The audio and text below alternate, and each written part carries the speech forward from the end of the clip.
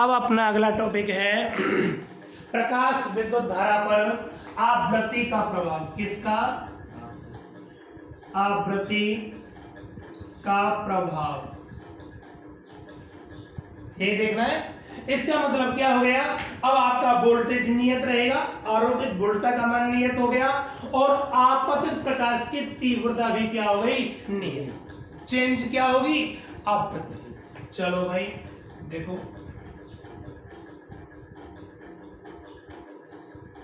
ये प्रकाश की आवृत्ति है, इधर क्या ले लेता हूं? आवृत्ति, ठीक है ना। चलो मैं ऊपर की तरफ ले लेता हूं क्या? प्रकाश विद्युत धारा। क्या ले लेता हूं? प्रकाश विद्युत धारा, प्रकाश विद्युत। चले आगे। अब देखो, हमने कहीं देहली आवृत्ति पढ़ी थी, उसमें हमने देखा था जब तक किसी प्रकाश सुग्राही पदार्थ पर आपतित प्रकाश की आवृत्ति देहली आवृत्ति या उससे अधिक नहीं होगी, तब तक उस प्रकाश सुग्राही पदार्थ से फोटो इलेक्ट्रॉनों का उत्सर्जन नहीं होगा। और जब तक प्रकाश सुग्राही पदार्थ से फोटो इलेक्ट्रॉनों का उत्सर्जन नहीं होगा, तब तक उसके अंदर किसी भी प्रकार की धारा का प्रवाह नहीं होगा। ऐसे होगा, इसका मतलब जब तक आपके पास में क्या है? आपतित प्रकाश की आवृत्ति देहली आवृत्ति, आप आवृत्ति 0 कर रहे हैं, कोई भी फोटो इलेक्ट्रॉन उत्सर्जित नहीं होंगे, आवृत्ति का मान बढ़ा रहा हूं, जब तक आपके पास में आपतित प्रकाश की आवृत्ति कितनी नहीं होगी? देहली आवृत्ति। देहली आवृत्ति को किससे डिनोट करते हैं? न्यू नोट से। आपतित प्रकाश की आवृत्ति देहली आवृत्ति नहीं होगी, तब तक फोटो इलेक्ट्रॉनों का उत्सर्जन। अब क्या है? आपतित प्रकाश की आवृत्ति देहली आवृत्ति हो गई, एकदम जैसे आपतित प्रकाश की आवृत्ति देहली आवृत्ति की बराबर होगी, फोटो इलेक्ट्रॉन उत्सर्जित होंगे, और अब एकाएक परिपथ में धारा का मान प्रवाहित होने लगेगा, और धारा आपके पास में एकदम तेजी से इस प्रकार बढ़ गई। अब क्या करते हैं? आप आपतित प्रकाश की एक्चुअली वैज्ञानिक लेनार्ड व मेलकर प्रयोग कर रहे हैं, आपतित प्रकाश की आवृत्ति में वृद्धि कर रहे हैं, और जैसे ही आपतित प्रकाश की आवृत्ति में वृद्धि कर रहे हैं ना, तब वो देख रहे हैं कि जो आपके पास में प्रकाश विद्युत धारा है उसके मान में अल्प रूप से वृद्धि होती है, अल्प रूप से थोड़ी सी ही वृद्धि होती है, ऐसे इतनी वृद्धि होती है। इतनी वृद्धि का मतलब क्या हो गया भाई? इस कंडीशन में वैज्ञानिक लेनार्ड व मेलकर देखते हैं जब आपतित प्रकाश की आवृत्ति में वृद्धि की जाती है, किसमें? आपतित प्रकाश की आवृत्ति में वृद्धि की जाती है, उस वाली कंडीशन में उत्सर्जित इलेक्ट्रॉनों की गतिज ऊर्जा में क्या हो जाती है? वृद्धि हो जाती है। मतलब जैसे जैसे आपतित प्रकाश की आवृत्ति में वृद्धि करेंगे, वैसे वैसे उत्सर्जित फोटो इलेक्ट्रॉनों की गतिज ऊर्जा में क्या होने लगेगी? वृद्धि होने लगेगी। और जैसे उत्सर्जित फोटो इलेक्ट्रॉनों की गतिज ऊर्जा में वृद्धि होगी, इसका मतलब इस एनोड से होकर इस परिपथ में तेजी से ये गति करेंगे, और जब तेजी से गति करेंगे उस वाली कंडीशन में आपके पास प्रकाश विद्युत धारा का मान धीरे से बढ़ेगा लेकिन थोड़ा सा बढ़ेगा। ठीक। अब यदि मैं आपतित प्रकाश की आवृत्ति और बढ़ा दूं तो भाई देखो, यहां उत्सर्जित फोटो इलेक्ट्रॉनों का वेग बहुत ज्यादा बढ़ेगा, लेकिन प्रकाश विद्युत धारा के मान में कोई प्रभाव नहीं पड़ेगा। प्रकाश विद्युत धारा का मान क्यों नहीं प्रभावित होगा? क्योंकि आप जानते हैं प्रकाश विद्युत धारा क्या होती है? I बराबर Q/T। आवेश प्रवाह की दर क्या कहलाती है? विद्युत धारा। अब देखो, आपके पास में उत्सर्जित इलेक्ट्रॉनों की संख्या नियत है।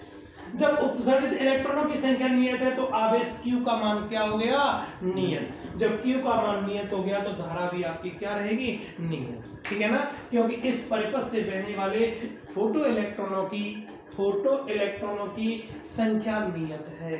ठीक, वेग ही बढ़ रहा है, वेग बढ़ने से धारा नहीं बढ़ेगी। ठीक है ना। चलो, इसका मतलब क्या हो गया? मैं अगर आगे वक्र देखूंगा तो आगे वक्र इस प्रकार से बनेगा।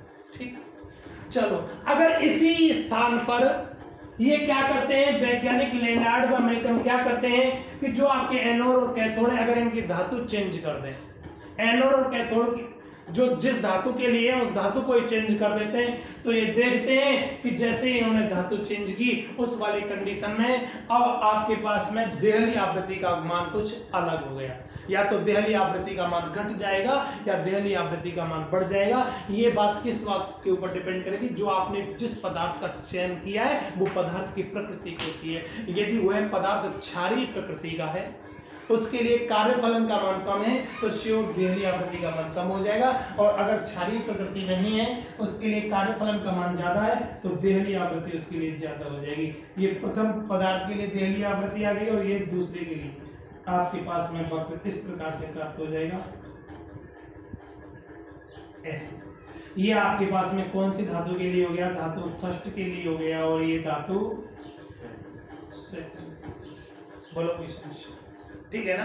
ये आपका क्या हो गया, प्रकाश विद्युत धारा पर आवृत्ति का प्रभाव हो गया। लेकिन अब मुझे ये देखना है प्रकाश विद्युत धारा पर आवृत्ति का जो प्रभाव है वो निरोधी विभव पर क्या प्रभाव पड़ता है, निरोधी विभव पर क्या प्रभाव पड़ता है। चलो भाई, निरोधी विभव के लिए आपने पहले क्या कुछ ऐसे वक्र देखा था, देखिएगा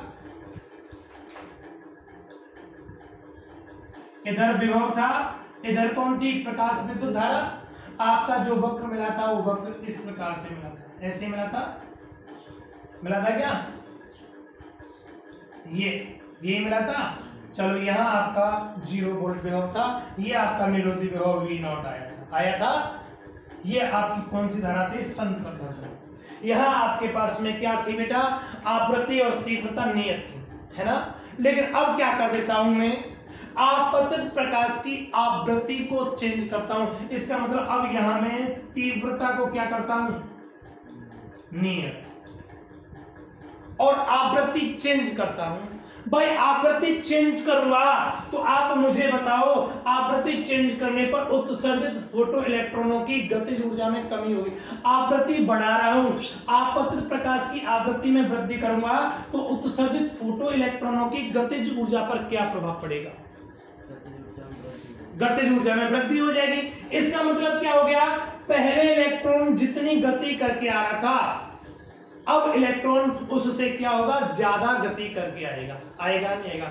इसका मतलब क्या हो गया, यहां से यहां पहुंचने वाले इलेक्ट्रॉन की गतिज ऊर्जा में क्या हो जाएगी, वृद्धि हो जाएगी। अब यार ऐसे सोचो, पहले जो इलेक्ट्रॉन जा रहा था, कम आवृत्ति पर इलेक्ट्रॉन जा रहा था, उसकी गतिज ऊर्जा कम थी, उसको रोकने के लिए एनोड के कम विभव की आवश्यकता थी।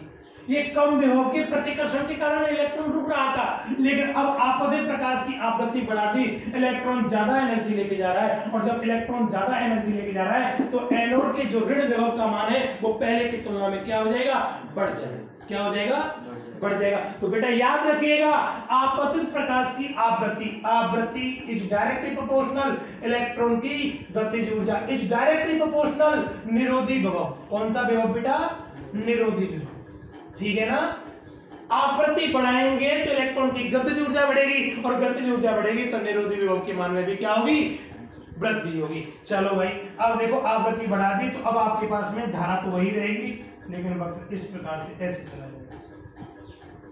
ये आपके पास में निरोधी विभव दूसरा आ गया, और ये निरोधी विभव पहला था। यहाँ आवृत्ति ν1 थी और यहाँ आवृत्ति क्या हो गई, ν2। देखो आवृत्ति बढ़ गई, यहां देखो ν2 इज ग्रेटर देन ν1, ये है ना, आवृत्ति बढ़ी है। जब आवृत्ति मैंने बढ़ा दी तो शुद्ध निरोधी विभव का मान बढ़ गया, V02 is greater than V0 है। बोलो आपकी धारा या नियत है या नहीं, धारा नियत है या नहीं, धारा नियत क्यों है, क्योंकि प्रकाश की तीव्रता में कोई चेंज नहीं हुआ है क्या। याद रखिएगा, अगर आप आवृत्ति चेंज करेंगे, आवृत्ति में चेंज करेंगे तो इलेक्ट्रॉन की गतिज ऊर्जा चेंज होगी और निरोधी विभव चेंज होगा। बोलो कोई समस्या। आगे अपन बात करेंगे किसका प्रभाव, प्रकाश विद्युत धारा पर किसका प्रभाव, तीव्रता का प्रभाव।